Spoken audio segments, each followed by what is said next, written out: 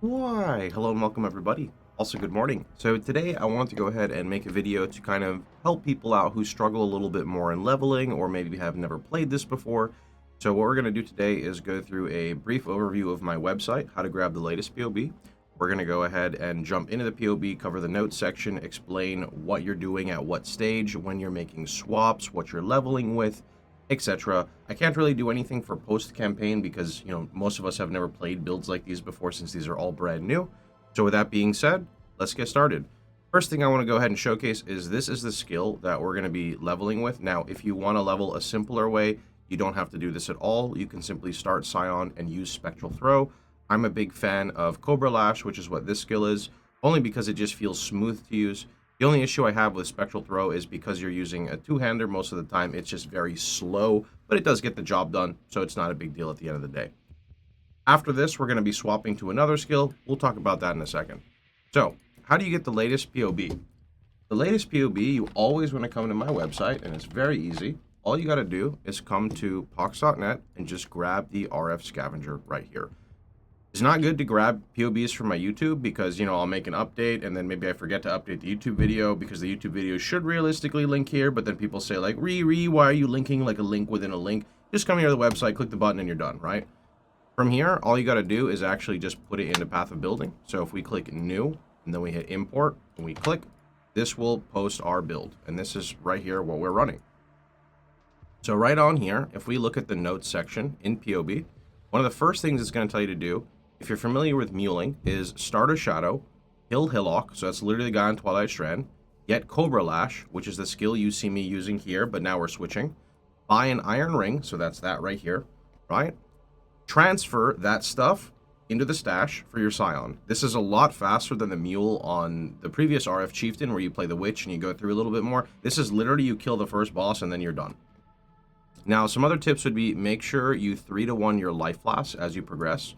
That means like you see these two right here. If I were to vendor 1, 2, and 3, that would give me the next tier flask. You don't have to literally do this right away. You're going to want to do this by the time you're around level 12, because that's when you get your next skill, which absolutely slaps, which is Poisonous Concoction. And then, of course, you want to pick up flasks for Poisonous Concoction later. Now, a lot of people are going to say, well, I don't like the idea of swapping skills too much. I promise this is so easy. Poisonous Concoction doesn't even want a weapon. So you literally unequip your weapon and you use the same color links as you did for your previous skill. It's only easier. And this actually makes it even easier because you don't have to worry about getting an RF weapon until a little bit later because you'll be leveling with Poisonous Concoction and RF until a little later. So make sure to pick up all blue items and vendor them. You don't literally have to pick up every single blue item, especially if it's like a big two-handed weapon, but you should prioritize picking up most blue items. Do not identify them unless you think they're an upgrade for you, like boots for movement speed, right? Just vendor them. When you vendor them, you get transmutation shards. Transmutation shards are very important because they make transmutation orbs. And the orbs are going to be used for deterministically crafting fire resistance on our gear. The reason this is important is we're going to brute force Righteous Fire with the fire mastery that we typically take every time. So you then start your Scion, use Cobra Lash to level 12, you kill Brutus, and you get Vitality. The reason you stop using it at level 12 is because over here, I'm just going to flip through a little bit. Okay, we're watching a quick crib video. Everything's perfect, I promise. Then I went to the bathroom. Nothing is scuffed here. There is the Poisonous Concoction right here. We're going to be supporting the Poisonous Concoction. You can just look in the skills here. You can see here at level 12, swap to Peaconk. And we have Poisonous Concoction, Volley, and Chance to Poison.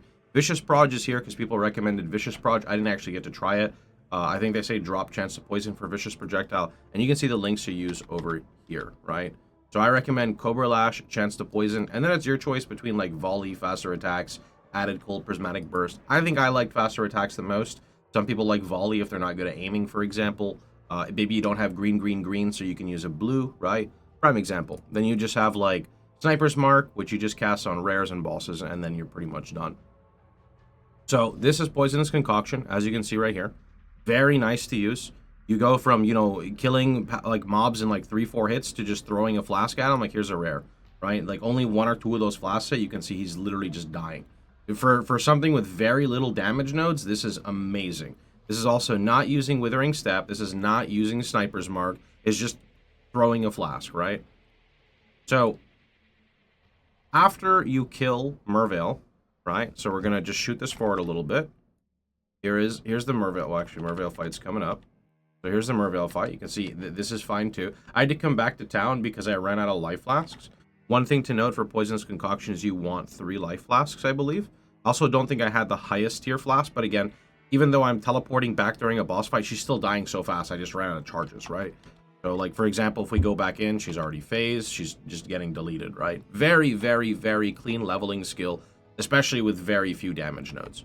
So now, we're just going to go ahead and speed this up a little bit. What I like to do is once you get to Act 2, you immediately go right. You can see here I went right. The reason you want to go right is because right here, so this is right times 2, this is the crossroads. When you hit this waypoint, you want to go north so you can get to Chamber of Sins, which is where we are now. Navigating through Chamber of Sins, you want to make sure you grab that waypoint because you're going to come back here if you don't do the lab. You want to go ahead and kill Fidelitas, Fidelitis, whatever his name is. You can find this guy at the end. This guy is important for 2 reasons. Number 1, you get Herald of Agony, which gives you 100% poison chance on your poisonous concoction.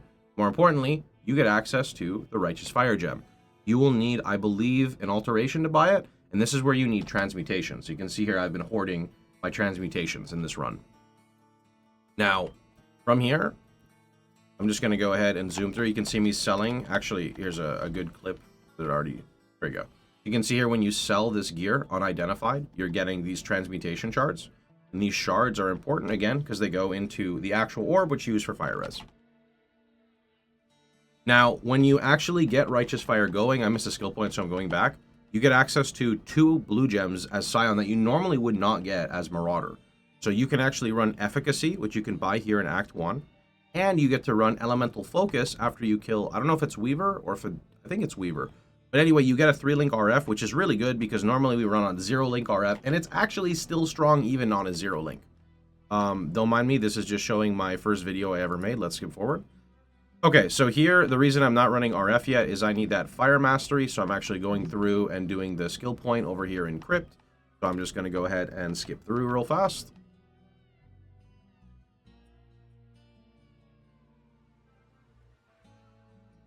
One nice thing to do is when you get to Mervale, and here I think I'm crafting fire res now. When you get to Mervale, and you pick up your poisonous concoction, I recommend grabbing a fire trap as well. And the reason you want to grab a fire trap is you want to level this in your weapon swap. It doesn't matter that you put it in your main gear because it's just for leveling. And this is because eventually we're going to swap off of poisonous concoction in early Act 3, and then we're going to go back to our standard RF fire trap for a long time, a very long time. I'm just going to go ahead and skip through here. So one of the other things you'll notice is I'm wearing, here you go. You see these 2 iron rings? To guarantee yourself 2 ruby rings, you can buy iron rings or pick them up off the floor, vendor them with any red gems, and you get ruby rings guaranteed. From there, you can go to your hideout and you can craft the fire res on them, and you're getting yourself a guaranteed like 80 fire res, or sorry, 60 fire res. I don't know how much it is exactly. It's like 20 to 30 and then like 18 to 20. And now we should be good to run Righteous Fire. I think I'm looking for a blue right now because I don't have... Yeah, okay, here we go. I'm buying Righteous Fire now. I didn't have the extra blues, so I don't have any links for it, so we're just running it unlinked. And now you can take a look-see at how good it is. There you go. So we've got Righteous Fire going in Act 2, right? We've got RF, plus we've got Poisonous Concoction. It might seem like a weird combo, but they actually synergize really well, and here's why. Poisonous Concoction drains your life flasks. With our RF build, especially in the campaign, we have an abundance of life regen. We don't need life flasks. So it's just full damage for the Poisonous Concoction. Makes a very, very smooth leveling experience. And then from here, you are running this setup until you kill Piety the first time. So that's at the beginning of Act 3. And then what I plan on doing there is once you get the Flammability Gem, which is from that quest, right? You can actually start running Flammability with your Life Tap, and then you can switch your Poisonous Concoction to Fire Trap with the associated gems in the POB, and then you're pretty much rolling.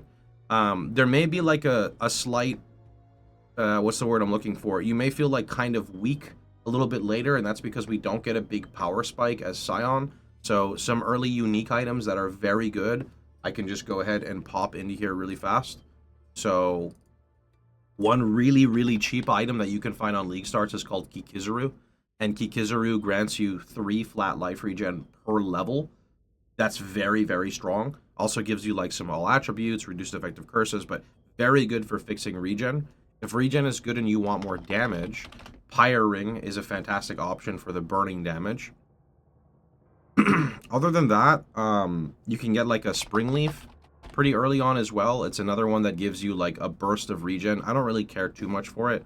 Some of the more middle ground stuff, I'm not going to plug in replica items because they're not going to be there, like replica at Zeri's Foible. But some of the other items, the two that go hand in hand would be Immortal Flesh, which you get at level 50. Very strong. Very, very strong. And then, of course, the classic Rise of the Phoenix, which you can get, I think, early 60s, mid 60s. Very nice item, should not be too expensive. And this is like your staple item until you go block-based, which we'll cover potentially in another video. Anyway, I hope that this helps you guys out. If it does, feel free to hit that thumbs up. Sorry I couldn't do an actual leveling rundown. I just didn't want to do the entire campaign again for the short event when we're just going to do it right now anyway. So we'll be live, we'll be playing this character, so if you guys are struggling, just come at twitch.tv/Pohx, we'll help you out, we'll have people in the chat helping you out as well. I personally think it's a lot easier sometimes to just watch gameplay and then, you know, see like, oh, okay, that's what I'm doing wrong, fix it, right? Versus trying to navigate the POB yourself, but of course the POB is set up for you. So real fast, we're just going to go ahead and flash that. Remember that there is this nice system, I should have done this at the beginning, called loadouts. So what loadouts do is they allow you to basically force the item, the skill, and the gear together. So when you're first starting, you're going to be here at 0 to 20, right? You can see here. And then when you're done with that, you're 21 to 40, so you want to use the loadout feature. When you click the loadout feature, it's going to switch the items, it's going to switch the skills, and it's going to switch the tree. So that way you cannot accidentally mess it up and select like a high-level tree with a low-level gear set, because then you will get errors, right? So that's pretty much about it. We're just going to go through, I guess, and look at the gearing. Remember, you're not going to use a weapon right away because Poisonous Concoction does not allow a weapon. One thing to note is you can actually make sure you turn off auto-equip. Otherwise, if you're picking up chromes, like say you have a dagger that drops and it's green, red, blue, and you pick it up, it's going to auto-equip, and then you can't throw Poisonous Concoction, and you're like, what? That's kind of just a bit silly. Moving on, I guess I'm just going to click the gear down here. You can, and you should not do it like this, by the way. You should go through the loadout feature, but we're just showing gear right now. So standard +1 weapon with fire multi. You can see here's the Rise of the Phoenix. Cloak of Flame is another fantastic option. I do suspect this to be a bit expensive since so many people are going to be aiming for it. I think the price will drop in time, but it will be expensive right away. So alternative options, I like to buy an Emperor of Purity card. It's a div card set, and it gives you an armor ES 6 link. It's not good for being tanky at all, but it does give you a lot of damage because it's a 6 link. Otherwise, just use pure armor bodies if you can. Here's the Immortal Flesh.